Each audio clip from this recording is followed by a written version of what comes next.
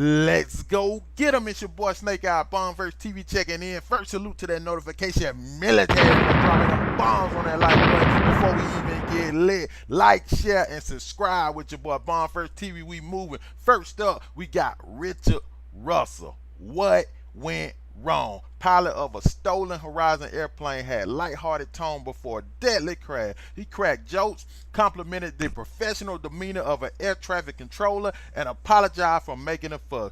But the friendly tone of the 29-year-old airport worker who stole a commercial plane Friday night performing acrobatic stunt before a fatal plunge into a thick island forest belied his desperate action. I think I'm going to try to do a barrel roll, and if that goes good, I'll go nose down and call it a night, Richard Russell said from the cockpit, according to the recording of his conversation with the controller. I don't know what happened to Richard Russell. He wanted to jump in the plane and live his best life, but he didn't know how to fly. A lot of people were saying he was suicidal. I don't think that was the case.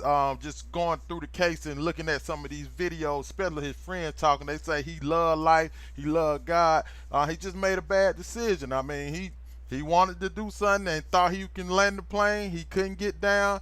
Fiery crash, he died. R.I.P. to Richard Russell. I don't think he was suicidal, but y'all let me know what y'all think. I got the videos right here. Make sure you like, share, and subscribe, and make sure you drop them comments for your boy, man. Hit that bell to get notified every time we upload. Bombverse TV, your boy Snake Eye. Yes, sir.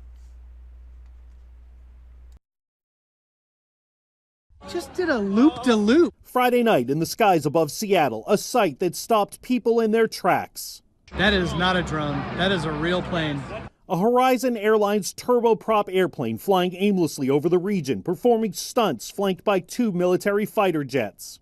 It's a Alaska Airlines Q400. What the is he doing over here? Authorities say 29-year-old airline ground service agent Richard Russell stole the empty 76-seat plane, somehow got it into the air and flew it around for more than an hour. Air traffic controllers trying in vain throughout the flight to convince him to land. He's just flying around, and he just needs some help controlling his aircraft. Nah, I mean, I don't need that much help. I played some video games before.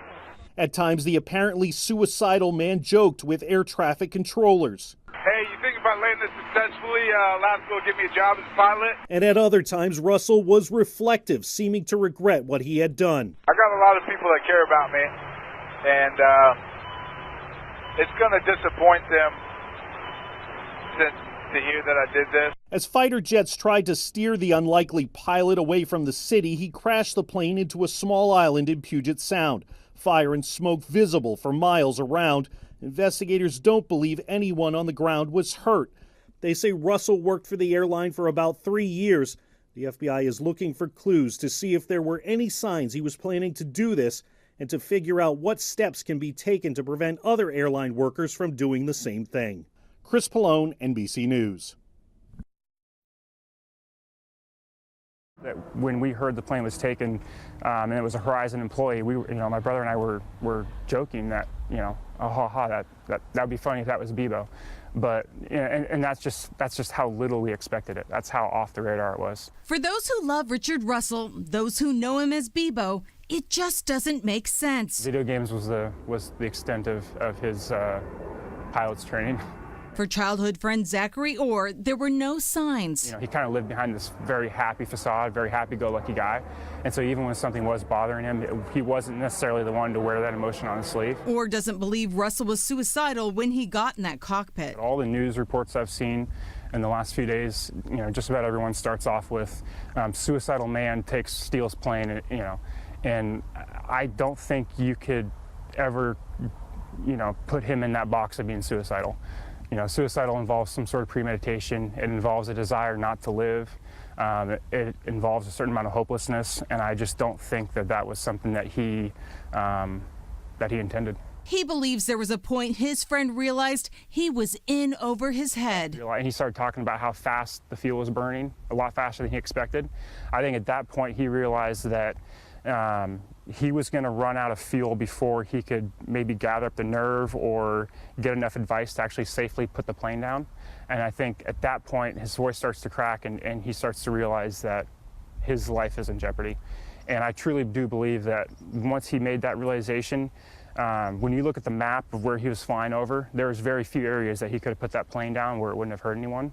And I think that it was very intentional that he, was very deliberate in making sure that no one else got hurt, because that would have been the absolute last thing that he would have wanted. Orr believes the problem started years ago when they played football, years when he says both of them suffered repeated injuries. He played hard, he played with a lot of passion. We did discuss it a couple years ago.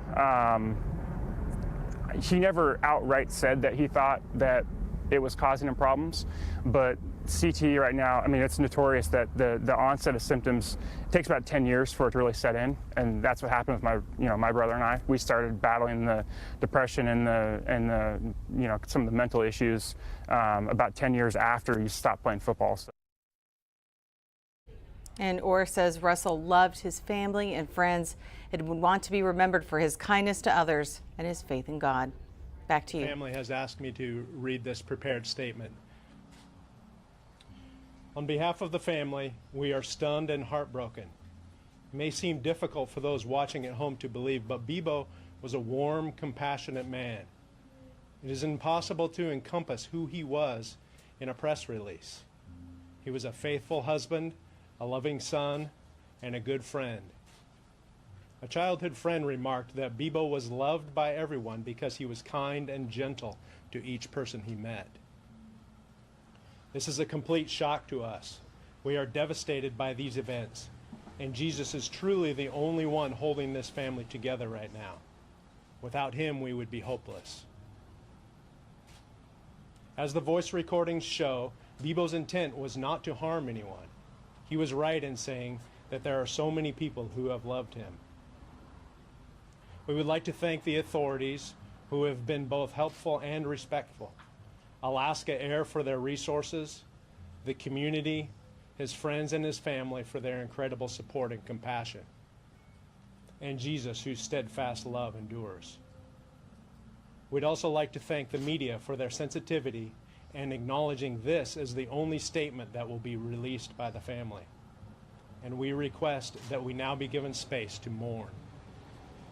At this time, the family is moving forward with the difficult task of processing our grief. We appreciate your prayers. Thank you, the family of Bebo Russell.